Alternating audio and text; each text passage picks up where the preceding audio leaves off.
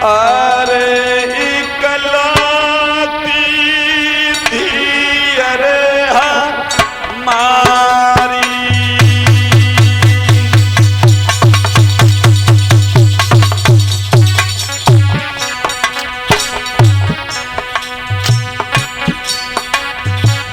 और बड़े लाड़ा प्यार से पानी।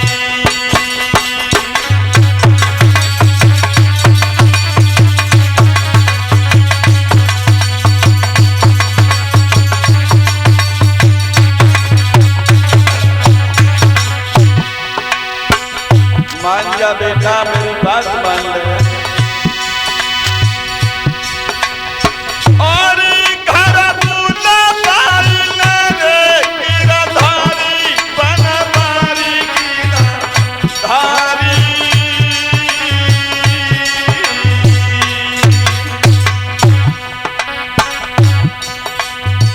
उनसे नदिए रे भंवरिया नारी।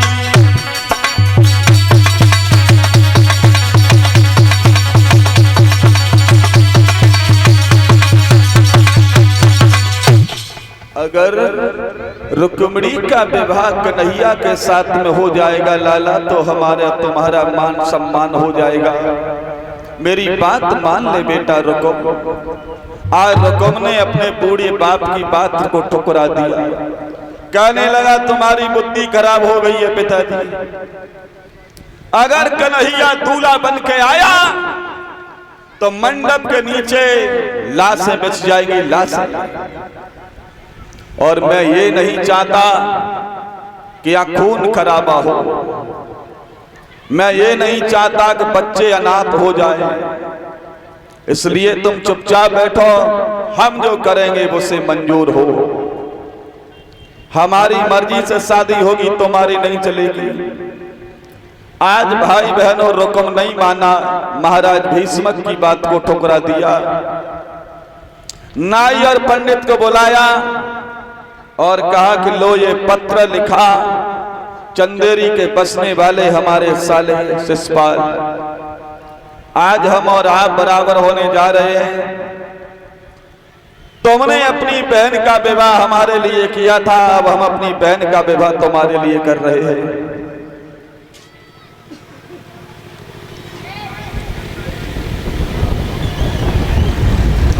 इधर श्रीमान प्रमोद यादव जो ग्राम जफराबाद से आए हैं, अनिल यादव के बहनोई साहब। प्रमोद यादव हमें भगवान की कथा में माल्यार्पण के द्वारा सम्मानित कर रहे हैं। साथ में कलश वाली कन्याओं को सम्मानित करेंगे। यज्ञपति महाराज और परिचित महाराज को भी सम्मानित कर रहे हैं। भगवान इन्हें दीर्घायु प्रदान करे, समाज में सम्मान बना रहे। आज नाई और पंडित को बुला करके पत्र लिखा और कहा कि वैसे हम इतने बड़े आदमी नहीं है, तुम बहुत बड़े आदमी हो, जैसे हो वैसे निभा लेना।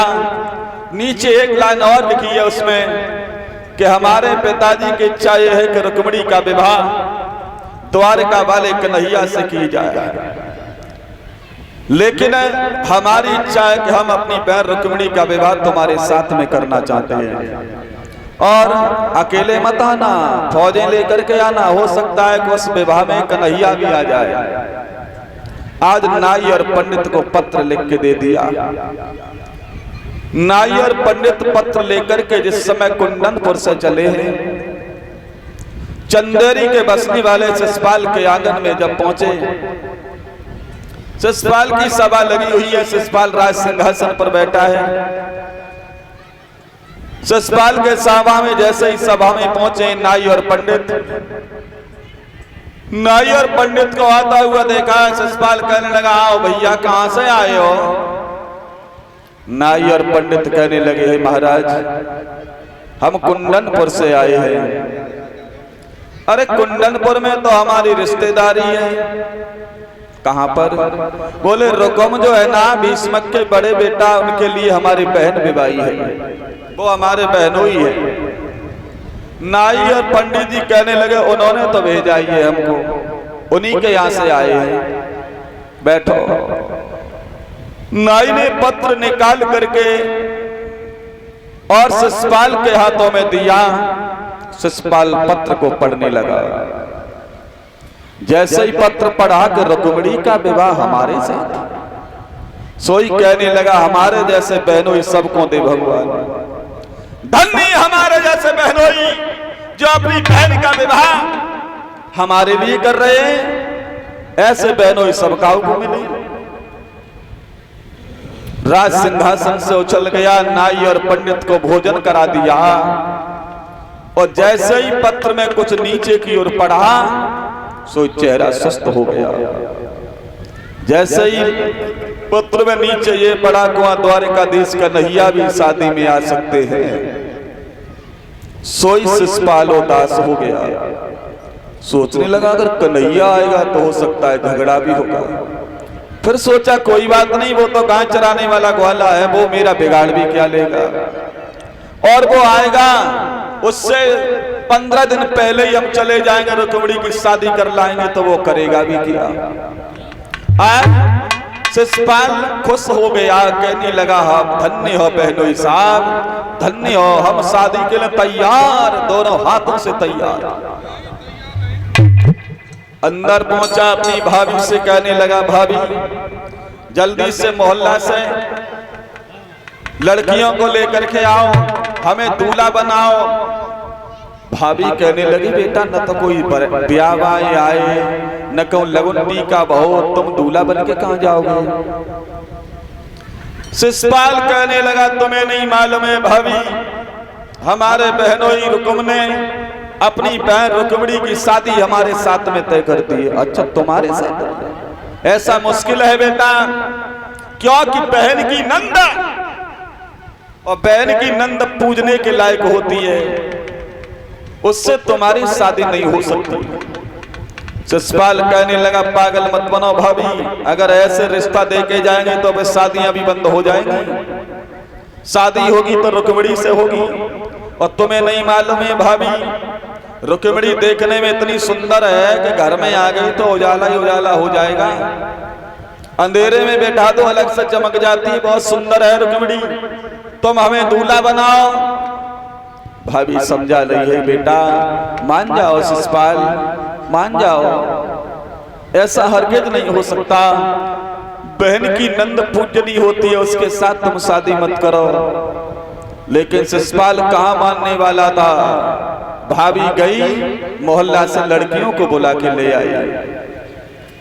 लड़कियां आ गईं, शिशुपाल दूल्हा बन के तैयार होने लगा।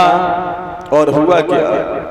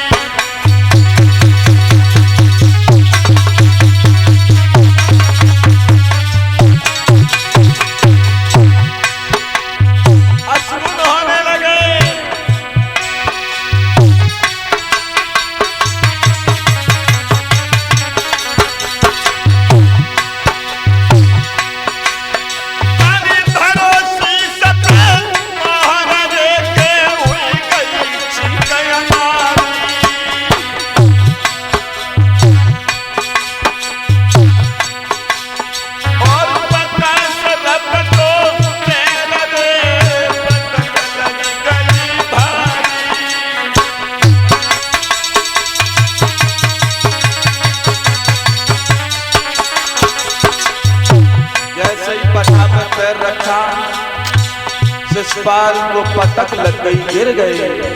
लड़कियां हंसने लगी। शिशुपाल कहने लगा लड़की हंस क्यों रही है, गिर गए तो कोई बात नहीं, बहादुर लोग ही गिरते हैं।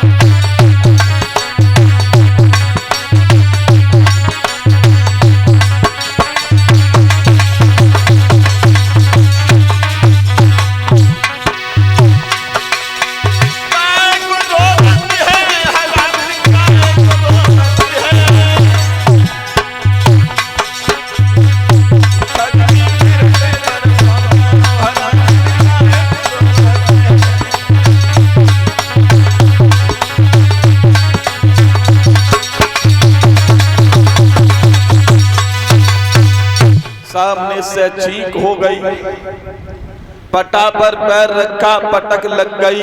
लड़कियां हंसने लगी। ससपाल कहने लगा, पागल मत हो लड़कियां, हो गीत गाओ, तुम हमें दूल्हा बनाओ। इधर ये बेटा मोहित यादव ग्राम मौनीपुर के रहने वाले हैं।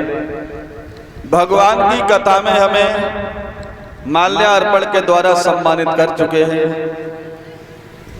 साथ में कलश वाली कन्याओं को और यज्ञपति महाराज और परिचित महाराज को भी सम्मानित किया है। भगवान इनके हाथ हमेशा धर्म क्षेत्र में बनाए रखें, पढ़ लिख कर अपना नाम रोशन करें। आज भाभी फिर कहने लगी, बेटा मान जाओ, मान जावे, कछुना बिगड़ो।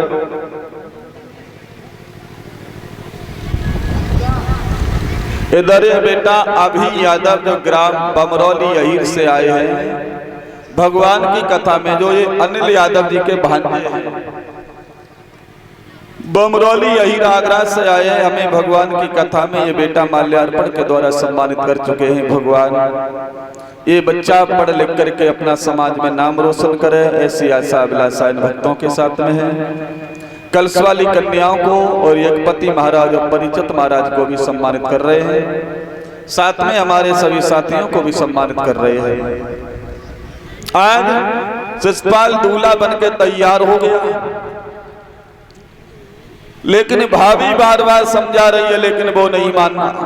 भाभी कहती है, लला वहां द्वारका वाले कन्हैया भी दूल्हा बन के आएंगे और मुरलीधर के सामने तुम्हारी बेटा कोई पेश नहीं जाएगी। सुन भावज के बचन जली तन ज्वाला, और मेरो का कर सके नंद को लाला। अरे वो गाय चराने वाला ग्वाला हमारा कुछ नहीं बिगाड़ पाएगा, तुम चिंता मत करो भाभी, तुम केवल हमें दूल्हा बनाओ। अब ये देखो, दूल्हा बनने में कोई कमी तो नहीं रह गई। लड़कियां चेहरा की ओर देखती हैं, मोहर भी रखा हुआ है, कपड़े भी ढंग के पहने हुए हैं, लेकिन आंखों में काजल नहीं लग पाया है, काजल की कमी है। ससुराल कहने लगा, छोड़ दी तुमने कमी, जाओ जल्दी से काजल लेके आओ, हमारे काजल लगवाओ। आज भाभी काजल लेके आई है और ससपाल की आंखों में काजल लगाने लगी। हुआ क्या, अरे होना ही क्या था।